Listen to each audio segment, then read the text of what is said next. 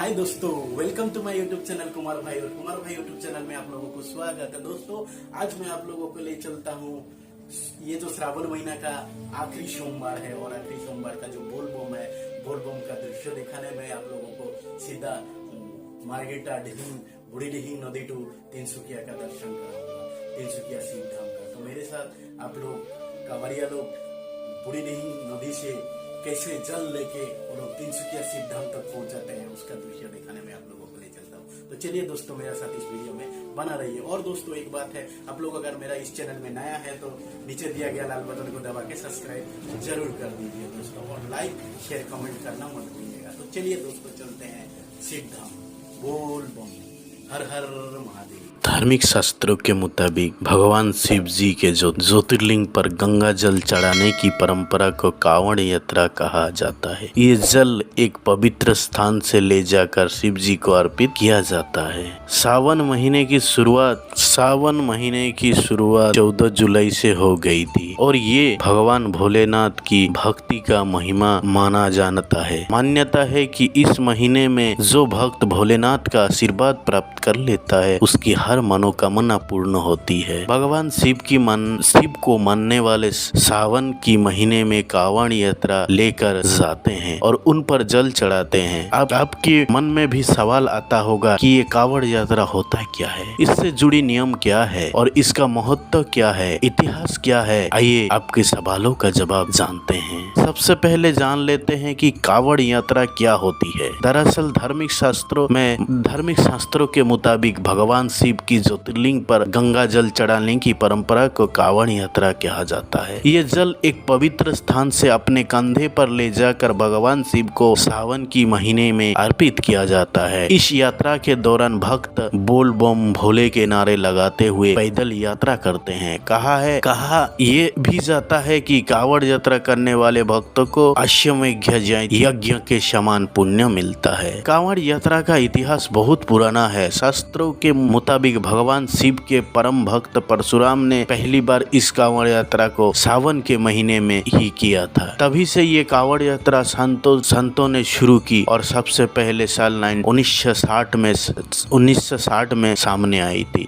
इस यात्रा में पुरुष ही नहीं बल्कि महिलाएं भी बढ़ चढ़कर हिस्सा लेती है। इसके अलावा एक और मान्यता है कि इस यात्रा की शुरुआत श्रावण कुमार ने भी की थी। श्रावण कुमार ने अपने माता पिता की इच्छा पूरी करने के लिए उनकी कांवड़ में बैठा कर ले आए और हरिद्वार में गंगा स्नान करवाया था। इसके साथ ही श्रावण कुमार वापस आते वक्त गंगा जल भी लेकर आए थे और इसी जल से उन्होंने भोलेनाथ का जलाभिषेक किया था। कांवड़ यात्रा एक पवित्र और बेहद ही कठिन यात्रा होती है। इस यात्रा के दौरान भक्त पवित्र स्थानों में गंगा जल लेकर आते हैं और इसके साथ ही भक्त इसी पवित्र स्थान पर गंगा स्नान भी करते हैं। ज्यादातर लोग गंगा जल गोमुख, गंगोत्री, ऋषिकेश और हरिद्वार से गंगा जल को लेकर भगवान शिव का जल अभिषेक करते हैं। एक बात और, भक्त जो कांवड़ लेके जाते हैं वो बांस से बनी हुई होती है। इसके दोनों छोरों पर घड़े बंधे होते हैं जिनमें गंगा जल होता है। इन्हीं घड़े को गंगा जल से भरकर कांवड़ यात्रा को पैदल पूरा किया जाता है। इसके अलावा कुछ लोग तो नंगे पांव ही यात्रा करते हैं तो कुछ लोग अपने सहूलियत के मुताबिक बाइक, स्कूटर, साइकिल या मिनी ट्रक में भी पूरा करते हैं। इसके साथ ही इस यात्रा का दौरान लोग भक्तों को आराम देने के लिए विश्राम स्थल भी बनाते हैं और इसके खाने पीने का इंतजाम भी करते हैं और चिकित्सा सुविधा भी उपलब्ध करवाया जाती है।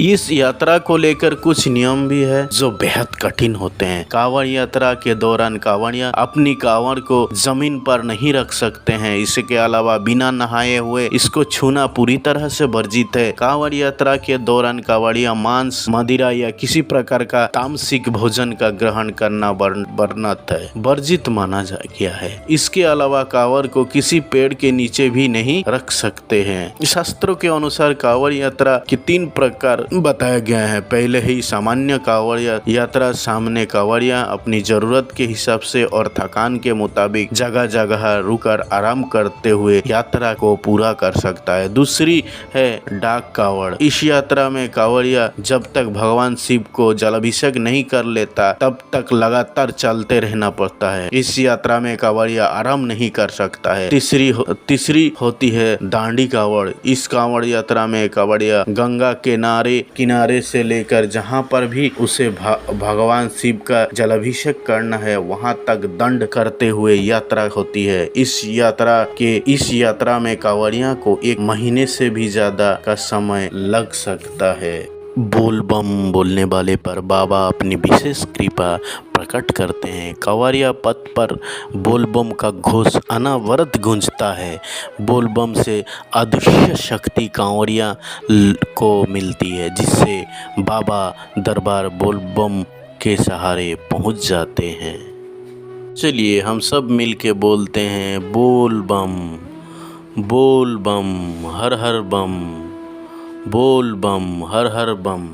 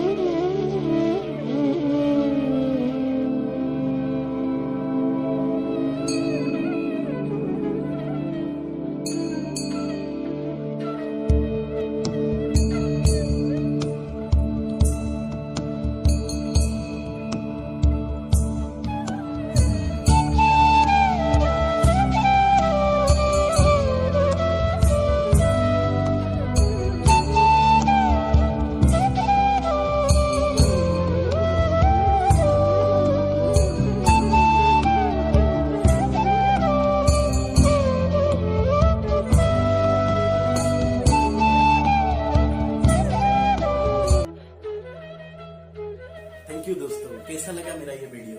आप लोग को अच्छा लगा तो जरूर कमेंट करके बताइए। और दोस्तों आप लोगों के लिए मैं ऐसे ही अच्छा वीडियो लेके आता रहूंगा। और आप लोग अगर मेरा इस चैनल को सब्सक्राइब नहीं किया है तो नीचे दिया गया लाल बटन को दबा के सब्सक्राइब कर दीजिए। और दोस्तों आप लोग कमेंट कीजिए